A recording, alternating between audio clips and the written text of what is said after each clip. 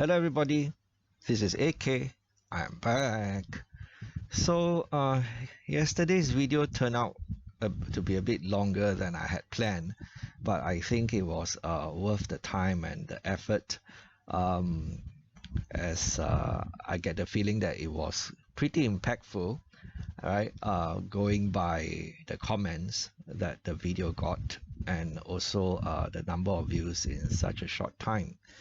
I mean, by my channel standards, it's not bad, right? I only have 11,000 subscribers, and I, of course, it was a video based on a blog I published earlier in the day, and in the blog I got a comment from a reader who said, "Congratulations, AK, you are an inspiration. Are you worried about inflation and rising costs and devaluing our Singapore dollar?" Right, that is a pertinent question, right? And regular readers would know that I address the issue of inflation quite a lot in my blog when it comes to how it would affect my budget and how I would prepare for it and how I deal with it, basically, right? So I said, "Hi Darren, I'm glad you are inspired. Inflation is always going to be an issue, okay? Let's just hope deflation doesn't become an issue." Right, those of us who have studied some economics would know that inflation is the lesser of the two evils, right? Deflation is a lot worse, right? That's when the economy will go into a downward spiral. Things become cheaper and cheaper over time, and people don't want to spend money because they think that they can get it cheaper later on, right? So businesses stop investing and people stop consuming, and we're in big trouble, right? So inflation is the lesser of the two evils, and as long as it's not runaway inflation, not hyperinflation, right? It's always going to be better than deflation, right? So we just have to accept inflation and learn to live with it, right? It's just like learning to live with a bothersome mother-in-law. Okay, jokes aside, right? Inflation will always be here, right? It's here to stay, right? Lesser of the two evils. And I said that I've accounted for inflation in my blog on multiple occasions, and the last time I looked at this was in 2022, right? And it was in a blog post I published in August the 6th, 2022, titled "Inflation, Passive Income, and Updating My Budget." Right, so I'll leave a link in the description box below in case you didn't read that blog post or you want a refresher.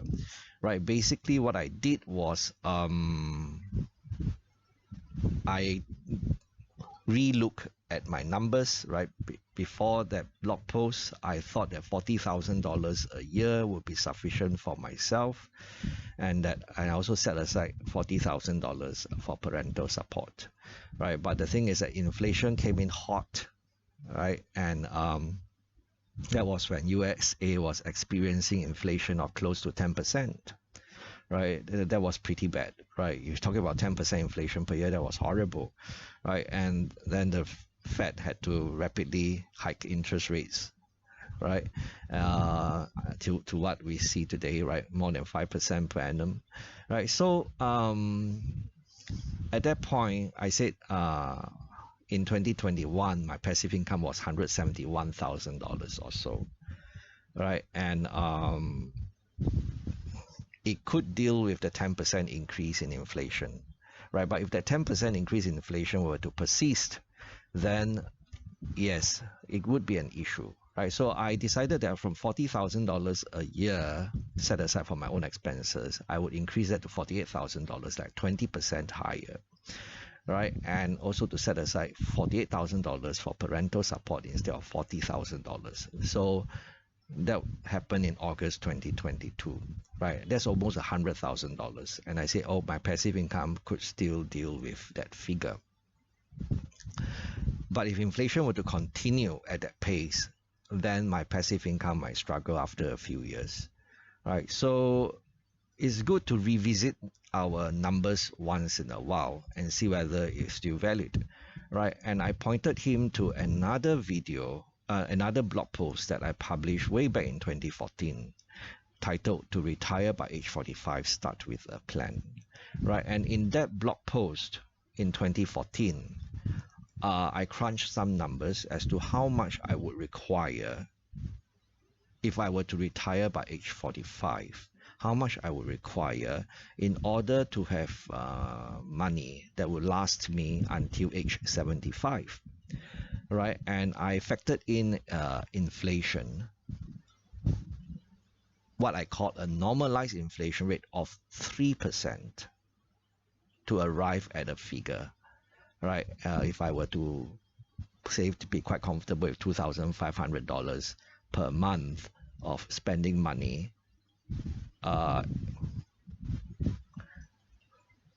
month, so how much would I require? You have to factor in inflation, because $2,500 per month in 2014 would not be $2,500 a month by the time I turn 75, right? And this is a spoiler. In that blog post, I say by the time I reach age 75, to get the $2,500 per month, $2,500 per month equivalent in 2014, by the time I turn age 75, that will be slightly more than $6,000 a month. And that's based on the normalized inflation rate, I say, of 3% per annum, right? If it's higher than 3% per annum, then that one, we have a spanner thrown in the works.